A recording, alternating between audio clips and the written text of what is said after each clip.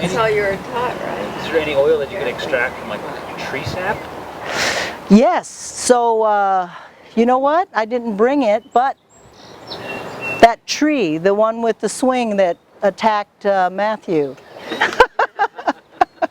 and bit him in the neck, I think. Yeah. So, but that tree, remember we were talking about peeling the bark off? Whenever we have a tree go down, a limb come off of our pine tree, I call Anthony or I text him and say, hey, limb fell off. He goes, all right, I'll be there tomorrow, and he'll take it. And he peels all the bark off, and then we take it and dry it. And then after I dry it, I powder it into a fine powder, and then I add that to extra virgin olive oil. Like you would a tincture, but it's an oil. Just keep shaking it. Oh my word, really? And then when after a couple months, I don't time it really, but I never go less than a couple months. Usually it goes longer than that. Yeah. Usually it's until Tess says, hey, do you have any pine oil? And I go, oh yeah, I'll press that for you right away. And then I'll take it off, but at least 2 months, 2 to 3 months. And then when you open that jar up, you go, oh my gosh, it smells like pine. Yeah. And you can do the same thing with cedar. You can do it with fir, tamarack, anything. Any of those conifers, you can extract it just like that because it's full of that resin. So yeah. There was was it the spruce gum? They used to take the spruce gum and they would put it in with the bear grease and the charcoal, and that's why the if you look at the canoes that have all been sealed with the spruce, that's why they look black. Yeah, but it makes it more malleable, and then they can put that on and seal all the seams. The pitch, yeah. Cool. Bear grease and charcoal, or you put, yeah. All right. You have a question? You were showing us the yes. One in that jar right there beside the oil. That one. This one? Yeah. Yeah. And you were saying you were going to have to strain it, press it, and then add ground stuff to it. Yeah. So once you strain it and add some more to it, will you add what's the new stuff to the old stuff, or will you just have two separate? I would add the old with the new. Yeah. And sometimes like let's say I strain this off, squeeze it all out with whatever means, put it in here, and then I'm going to have a little bit of liquid.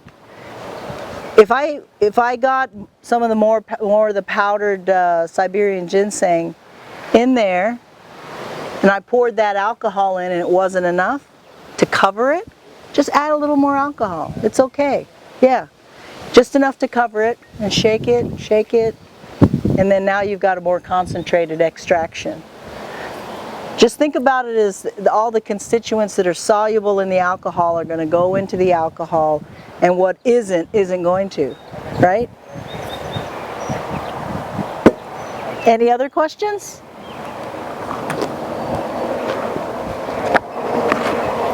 We have a couple copies of this book here. Is that 2 or 3 or? 3 copies. I would think that people are welcome to bring one home. Make sure everyone comes back. Yep. So they can check them out, and yeah, cool. Where can we find those?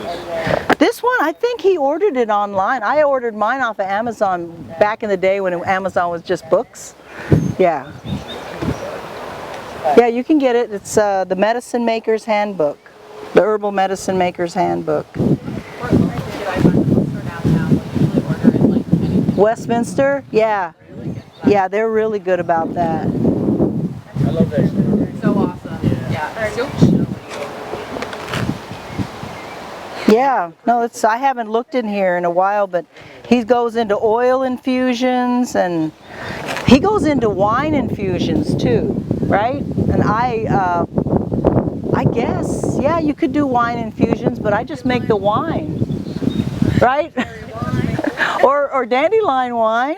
Yeah, that's medicine too, and that's another way to extract, is to ferment and then, you know, keep the alcohol.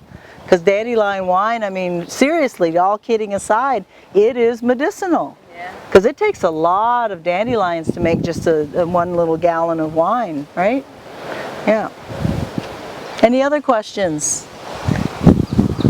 And then Anthony is here today, those of you who know Anthony, and he's been walking around, so I don't know if he's found something interesting. Have you found anything interesting?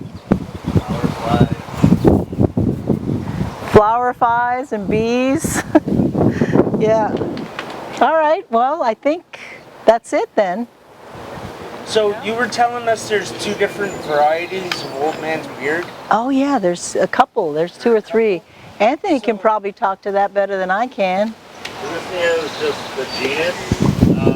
Come here. But there's, I don't know, 128 different species in North America. So I recognize what you have there. Yeah. Yeah. Like, is there one that I should like be careful of that looks Not similar here. to it? Not here. Out west, there is another lichen. It's a little more vibrant yellow, but it's not in Usnea. It just looks similar. Yeah, yeah. But if you had them side by side, you'd tell right off because it's more of like a lime green. Like, it's very bright. Okay. I think the genus is Vulpina, some wolf's lichen or fox lichen or something like that, but it is toxic. Okay. Yeah. Here we don't have it, so. That's lucky, huh? Yeah, that's really lucky. Any other questions? No? What would that be good for? This is really good for like your urinary tract, and that's what it's used for. Oftentimes people will get like a urinary tract infection, and you could make, I know this is a lot, if you want some you can have some. There's no way I'm going to use all this. Anthony picked it all off of one tree that went down, but yeah, it's an antibiotic specific for your bladder and your, like if you got a UTI, you could use this. Would I be able to give it To your dog? to a kid? To a kid? Yeah, I think so. I would read up on it. The best data that you will find, and I'll bring more books next time. I was not prepared with all the books today, but I'll bring some more books for you guys to check out. The Commission E monographs. If you guys are going into, where is she? She should be talking about Commission E monographs. Germany, I think, is probably the only country in the world that spends money on herbal research. And so they have published the Commission E monographs, and they put out some really good data on, so this is science, right? Hardcore science, and they have the dosage information based on, you know, your weight, not so much, and of course for children, whether children can take it, because there are some herbs children just shouldn't take, right? So find the Commission E monographs. I have a copy of them. I can bring them so you can look at them, but there's also other monographs. There's another, some free data that you can find online is Michael Moore, not the documentary filmmaker. Michael Moore is a well-known herbalist from the southwestern part of the U.S. His documents that he saved over the years are there online for free that you can download and have. I printed a bunch of them because I prefer this, you know, looking at things rather than scrolling through my phone or a laptop. I can bring that too so you can see it. But he has a formulary, so herbalists have formularies. I have one. It's my formulas on how I do things. If you're going to go into herbal extracts and stuff, take good notes. Go to the dollar store. They sell those black and white composition books that are sewn in the middle, so you can't tear pages out. That's what you want. Write your formulas in there, write everything in there, your notes, what you're doing, what you're making, and get on that website. But there's one thing that I loved about Michael Moore and his teachings as an herbalist that I still carry to this day as much as possible. That's why this extract here, this is Siberian ginseng, right? I don't really use it anymore. I've set aside a lot of things that don't grow here, because that was his mantra, was don't get into Chinese herbal medicine or traditional Chinese medicine if you can't access it, because then you're going to be ordering this stuff from, you know, far, far away. Believe in the fact that everything that you need is right here. There's different, you know, species maybe, or different varieties of the same plant, but don't find yourself online ordering, you know, Siberian ginseng, because honestly, I could have gone and got sarsaparilla. Very, very similar plant, right? I guess I shouldn't say that, not to Siberian ginseng, to ginseng. Sorry, I'm getting my brain mixed up here. But that's where people rely on things too much that are far, far away, and I think it takes the medicine out of the medicine. There's much better use of your time finding the right species that is growing right here in our neighborhoods. I love reading his stuff. And his formularies, I mean, you can adapt it, right? You can adapt it to fit the plants that are here.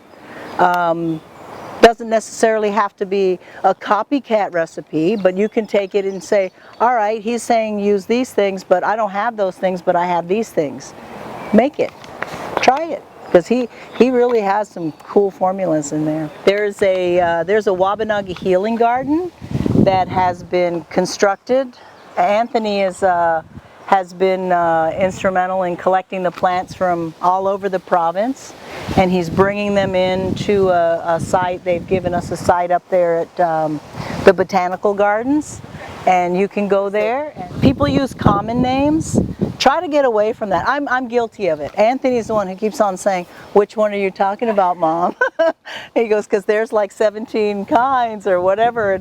And you know, he's not being disrespectful. What he's doing is he's reminding me that people make mistakes. Like you say, yeah, this is a milkweed tincture. Milkweed tincture. Which milkweed? Right? Because there's more than one milkweed. There's more than one daisy, there's more than one. You want to make sure, so you want to put Latin binomials, you know, both the genus and the species. And of course, the only thing here I think that I have labeled that's properly labeled is the one that Anthony labeled. He did, he put the genus and species on this one. Okay, I didn't. I think I just put whatever on that. I put Oregon grapefruit. Mahonia. That's the genus. I can't remember the species, but I mean, I do know the Latin binomials, but for my practical usage, it was okay. But he's right. We should go to Latin binomials. That way you know for sure exactly which plant you're dealing with, right? So work with the ones you can. Oftentimes we become our own guinea pigs, right? Because you're going to extract things that you're going to use for yourself in all likelihood.